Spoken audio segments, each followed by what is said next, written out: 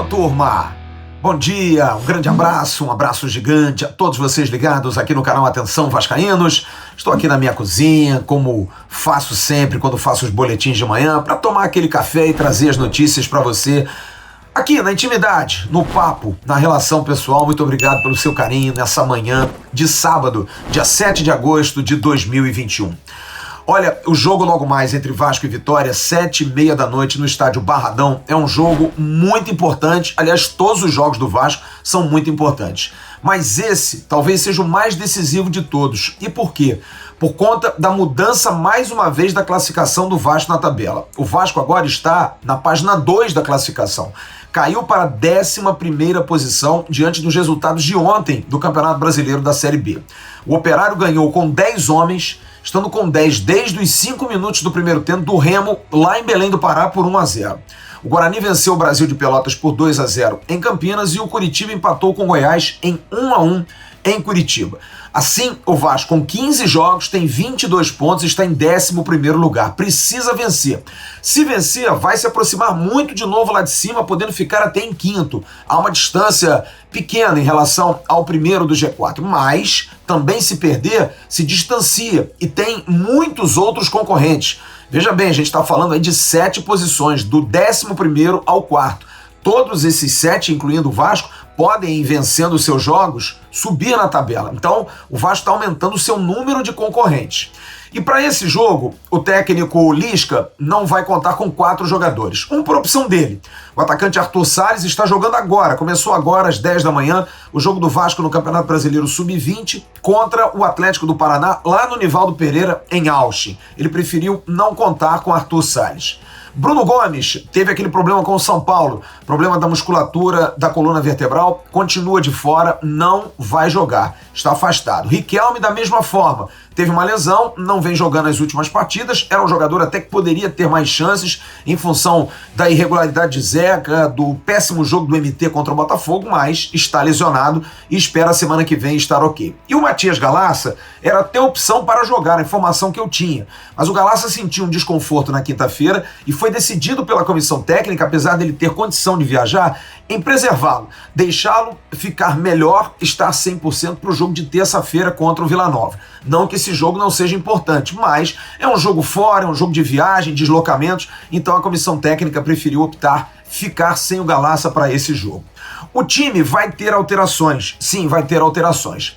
Léo Matos deve voltar na lateral direita. Miranda deve ter a condição de titular garantida no lugar do Hernando, que vai para o banco de reservas. Aliás, antes de dar as alterações, é bom lembrar, o esquema do jogo com o São Paulo, 3-3-3-1, foi para aquele jogo específico. É claro que as variações dentro do jogo podem até fazer com que o Vasco se posicione de novo desse 3-3-3-1. Se não, vejamos, Léo Matos pode fazer um terceiro zagueiro ao lado do Miranda e do Castan, com o Zeca entrando mais, e essa vai ser a defesa. No meio, no lugar do Bruno Gomes, o escolhido é Rômulo. O segundo volante é Juninho, esse é certo, Juninho vem ganhando prestígio, faz hoje o jogo de número 50 com a camisa Cruz Maltina e é um jogador que o técnico Lisca gosta porque tem a característica do arrasto, de passar em velocidade pelos adversários, e isso é muito importante. Daí para frente, só 2 jogadores estão garantidos, Jabá e Germán Ezequiel Cano. São 4 jogadores brigando por 2 posições, que pode ser mais um atacante a se juntar com Jabá e Cano com um meia, podem ser 2 meias, enfim, pode ser mais um volante e um meia, tudo pode acontecer. E aí esses 4 jogadores são Andrei, que pode jogar no meio de campo, Morato, que pode jogar na frente, Marquinhos Gabriel, que pode jogar na frente e também no meio, e o Sarrafiori, que pode jogar no meio de campo. Lisca vai definir, está numa preocupação muito grande de vazamento de equipe, é normal, isso traz prejuízo, mas ele vai montar. O time mais provável do Vasco seria Vanderlei, Léo Matos, Miranda, Castan e Zeca, o meio de campo com Rômulo, Juninho. Eu vou apostar na seguinte formação: Marquinhos Gabriel, na frente Morato, Germán Cano e Léo Jabá. É o time mais provável.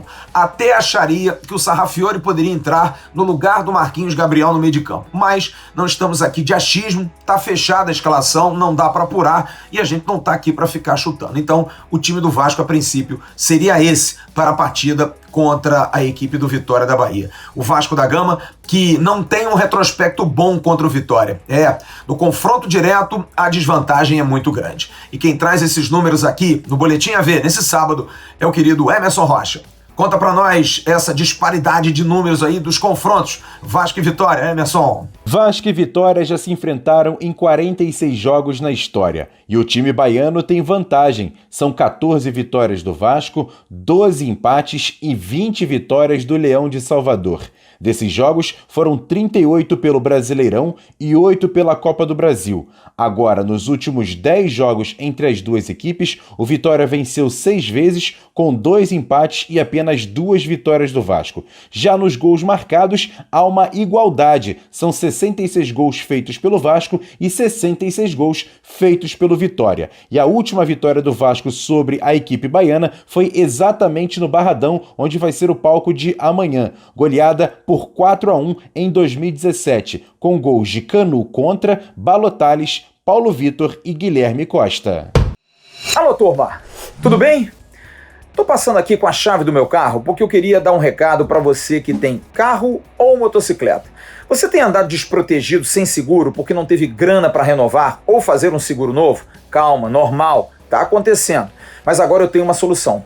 Procure a Altiman Proteção Inteligente, uma associação com 5 anos de experiência. E exatamente por isso, eles podem fazer preços 50% mais baratos do que as seguradoras normais.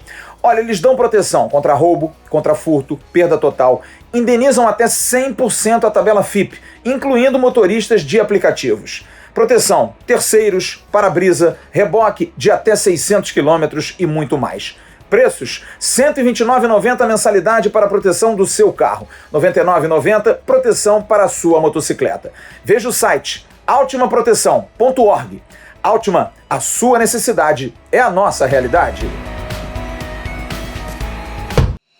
E o Vitória da Bahia, hein? O Vitória da Bahia tá numa crise danada. Demitiu o Ramon Menezes, nosso ex-treinador. Ramon Menezes, que trouxe uma celeuma pro Vitória, porque o Vitória já havia demitido o Rodrigo, também ex-jogador, lateral, ídolo, e pela legislação agora da CBF em relação a demissões de treinadores, tem que demitir 2 no máximo. Como é que vai escolher um terceiro? O que o Vitória está tentando fazer? Um acordo para dizer que não foi demitido, eles pediram demissão. Só que para isso acontecer, os treinadores querem receber.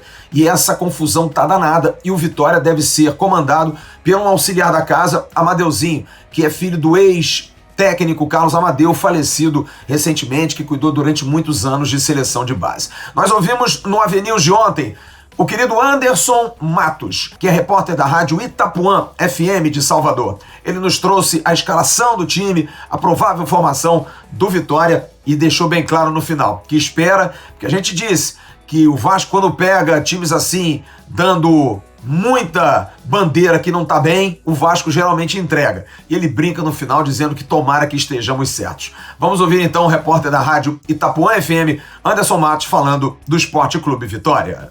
Com Lucas Arcanjo no gol, Van na lateral direita, na zaga Marcelo Alves e o Wallace, retornando de lesão o Wallace, e na esquerda Roberto, lateral esquerdo Roberto. O meio-campo tem o uruguaio Pablo, os meias Fernando Neto e o Bruno Oliveira. Fernando é outro que volta de lesão. Aí no ataque, Marcinho, que estava no Botafogo recentemente, chegou ao Vitória essa semana, já vai jogar como titular. Do outro lado do ataque, David, ou o Guilherme Santos, que veio do Atlético Mineiro, e não sei, como centroavante, o Samuel. Vitória tem muitos desfalques, segue sem o goleiro titular, que é o Ronaldo, segue sem o Dinei, vai ficar sem a temporada inteira, né, que é o centroavante titular, que era a experiência ali na fase ofensiva do Vitória. Alguns jogadores importantes. Tem os retornos aí do Wallace, Pablo Siles e Fernando Neto, e eu espero, viu, que o Vitória consiga vencer esse jogo amanhã. Que você esteja certo e o Vitória ressuscite. Porque realmente o Vitória está no estado assim de UTI, velho. Sinceramente. Aqui tá difícil. Cara. Vai ser o jogo amanhã dos hospitais. E Leandro Pedro Voaden é o árbitro da partida. Sim, Voaden que apita sua primeira partida na Série B no ano de 2021. Para muitos, um recado. Olha, vocês ficaram chateados com o Daronco na última quarta-feira, vamos botar um árbitro classe A. Mas a preocupação é essa. Será que precisa? Como é que vai ser a arbitragem? Voaden vai estar tranquilo, sabendo da pressão que o Vasco está fazendo, não está satisfeito? E no caso do Vitória, vai ficar descansado? Enfim, Leandro Pedro Voaden é o árbitro da partida, um árbitro que tem categoria internacional, é árbitro FIFA, enfim, mas é um árbitro que sempre está metido em muitas confusões. Quem não lembra, Vasco e Bragantino esse ano, lá em Bragança Paulista, o Vasco perdeu por 4-1 e o Alexandre Pássaro, na coletiva depois, esculhambou o Voaden, dizendo que o Vasco havia sido muito prejudicado. Aliás, eu chamei os comentaristas do canal Atenção Vascaínos, Felipe Tiru, Jean Faísca e Wagner Pinto, para que eles me falem sobre como esse efeito do jogo de quarta-feira, essa dificuldade, esse problema com a arbitragem, tudo que o Vasco passou na quarta-feira, para muitos uma grande injustiça, porque o Vasco foi prejudicado pela arbitragem, se isso pode se transformar em combustível para que o time hoje consiga uma grande vitória. Vamos então ouvir os companheiros, saber deles como eles estão pensando esse caso. Será que esse time vem mordido? Na sequência, Felipe Tiru, Jean Faísca e também Wagner Pinto. Fala daí, rapaziada. Galera que prestigia aqui o nosso Atenção Vascaínos, cara, eu não só acho, como eu torço para que realmente as injustiças aí da arbitragem no jogo contra o São Paulo motivem o time do Vasco para entrar ali com a faca entre os dentes para essa partida contra o Vitória. Porque eu acho que um dos problemas dessa equipe do Vasco é que justamente falta, né, esse algo a mais, essa motivação maior para poder superar a dificuldade das partidas. Não é que seja um time que jogue de corpo mole, que fique fazendo migué em campo, não é isso. Eles jogam ali, eles dão o seu máximo, se esforçam, mas se o resultado não vem, se acontece alguma adversidade, você não vê eles também dando aquele gás a mais, aquela superação, né? Aquela procura de fazer além do que se espera, do que se pode, para poder superar uma injustiça. E a gente viu, em alguns momentos dessa temporada, o grupo fazendo isso e o futebol do time melhorando. Eu lembro aqui, por exemplo, do jogo contra o Goiás, quando o Bruno Gomes foi expulso com 1 minuto de jogo, o resto da equipe se desdobrou e, cara, quase conseguimos voltar com um pontinho de Goiânia. Aquele jogo contra o Boa Vista também, pela Copa do Brasil, vocês lembram, em São Januário, que o Vasco faz um gol e aí o Leandrão mostra ali o VAR do celular, o gol é anulado, o time fica ali na bronca e parte para cima do Boa Vista e faz um gol logo na sequência. Então, assim, a gente vê momentos, né, na temporada em que, quando o time do Vasco foi provocado e isso gerou essa revolta, né, ele soube usar isso de combustível para dar um gás ali na motivação da equipe, e isso se refletiu num futebol melhor jogado em campo. Então tomara que a gente veja isso nessa partida contra o Vitória, que a derrota do jeito que foi pro São Paulo na quarta-feira tenha pelo menos esse ponto positivo, né? Seja esse combustível pra gente dar a volta por cima no Campeonato Brasileiro da Série B. Beleza? A gente vai se falando. Fala, galera ligada no Boletim AV, tudo certo? Não vejo que os erros que aconteceram de arbitragem contra o Vasco na última quarta-feira vão servir de motivação para a equipe no confronto de hoje contra a equipe do Vitória da Bahia. Eu acredito sim que o futebol apresentado pelo Vasco, enquanto a arbitragem não interferiu no jogo, isso sim é uma grande motivação. Uma equipe que estava competindo, que estava jogando de igual para igual com uma equipe de Série A, com uma equipe que está entre os 8 melhores classificados da Libertadores da América desse ano. E a gente pôde observar que o Lisca fez um trabalho novo, um modelo, um esquema tático, que quem sabe ele pode também empregar no jogo contra o Vitória. E se não for esse esquema, algo semelhante, algo que potencialize as principais características dos jogadores do Vasco. Entre eles o Cano, que, enquanto o Vasco teve 11, foi servido durante várias vezes nos primeiros 30 minutos do jogo. Então eu acredito que o Vasco tenha que esquecer essa questão de arbitragem, focar exclusivamente no jogo e principalmente no rendimento dessa equipe, que melhorando o rendimento, a equipe fica muito mais próxima das vitórias. Valeu, galera! Fala, galera do Atenção Vascaínos, esse canal fantástico que eu estou sempre ligado. Eu espero que eles entrem com sangue nos olhos.